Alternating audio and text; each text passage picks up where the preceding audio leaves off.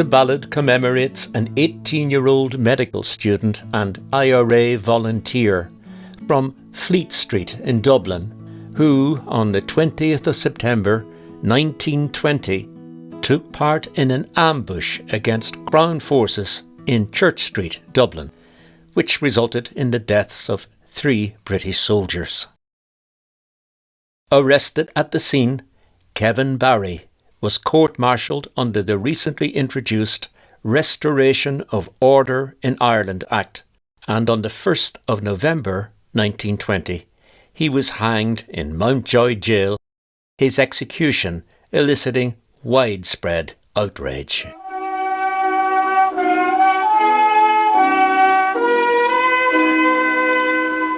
In Mountjoy Jail 1989 saw the publication of Kevin Barry and His Time, a book by journalist and author Donal O'Donovan, who related the fascinating story of a trip made to America in the 1950s by this man, Peadar O'Donnell, a staunch Republican and prolific writer from Meanmore, Dunloe, County Donegal.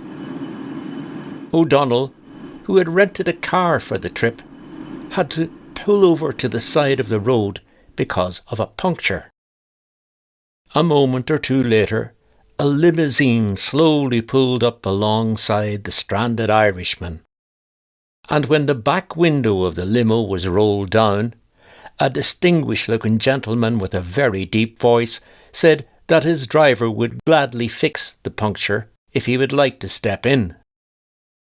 O'Donnell immediately recognised the gentleman as the recording and movie star Paul Robeson. The puncture now been attended to, a genial conversation ensued, Robeson telling O'Donnell that he was toying with the idea of recording some Irish songs, at which stage O'Donnell narrated the words of Kevin Barry, while Robeson jotted them down. O'Donnell then humming the melody a few times over, especially for the recording star. True to his word, Paul Robeson made a recording of the ballad, which he included on his 1957 album, Transatlantic Concert. In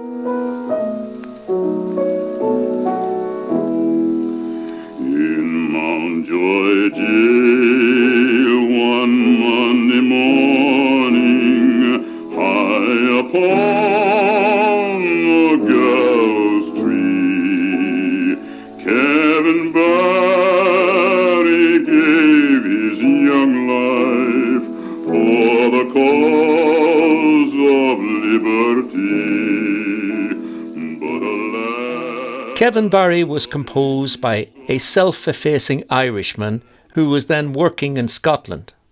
I say self-effacing because when he penned the verses in Glasgow in November 1920, he did not want his identity to be made public. And to this day, his name is veiled in mystery.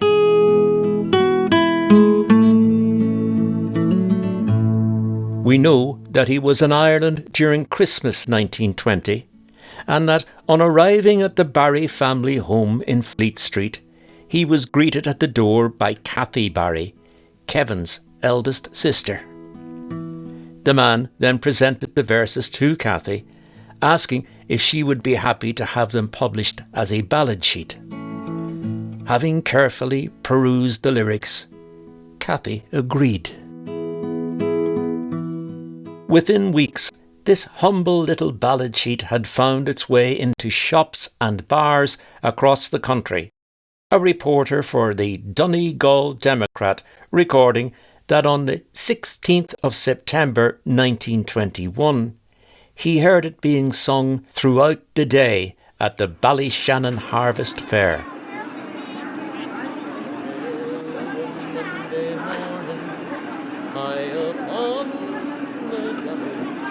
On the 4th of February 1922, the Roscommon Herald had this to say about the ballad's popularity.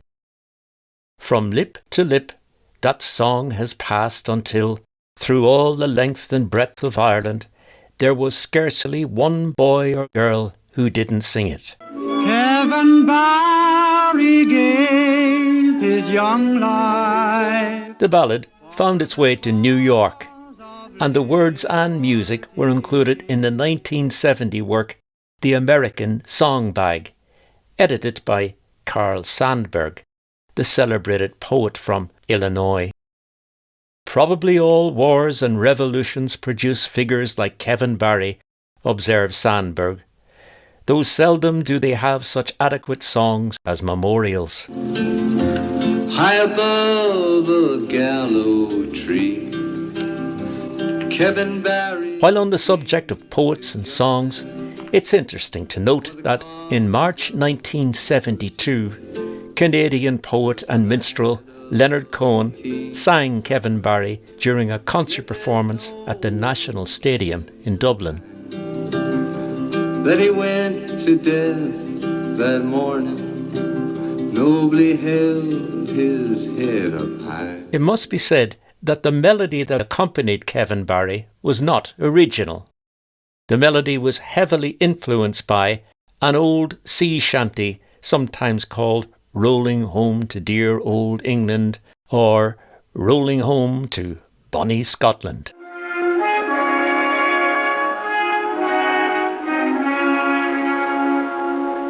Up aloft amid the rigging, sings the French golden gale, strong as springtime in the blossom, filling all its flowing sail.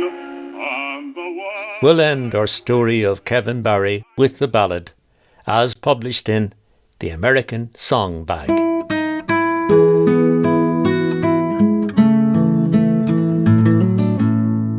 In Mountjoy jail one Monday morning, high upon the gallows tree, Kevin Barry gave his young life for the cause of liberty. Just a lad of 18 summers, sure there's no one can deny. As he walked to death that morning, he proudly held his head up high. Just before he faced the hangman in his lonely prison cell, the blackened hands did torture Barry, just because he would not tell the names of his brave comrades and other things they wished to know. Turn informer or we'll kill you, Kevin Barry answered no. Shoot me like a soldier, do not hang me like a dog, for I fought to free old Ireland on that still September morn, and all around that little bakery where we fought them hand to hand. Shoot me like a brave soldier, for I fought for Ireland.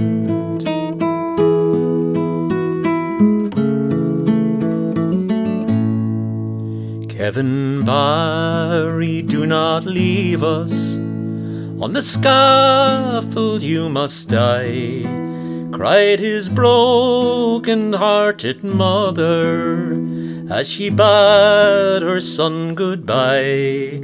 Kevin turned to her in silence, saying, "Mother, do not weep, for it's all for dear old Ireland, and it's all for freedom's sake."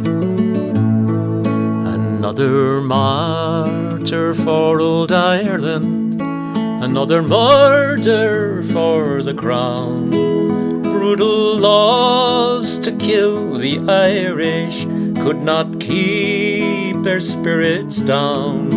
And lads like Barry are no cowards, from the foe they do not fly, for their bravery always has been Ireland's cause to live or die.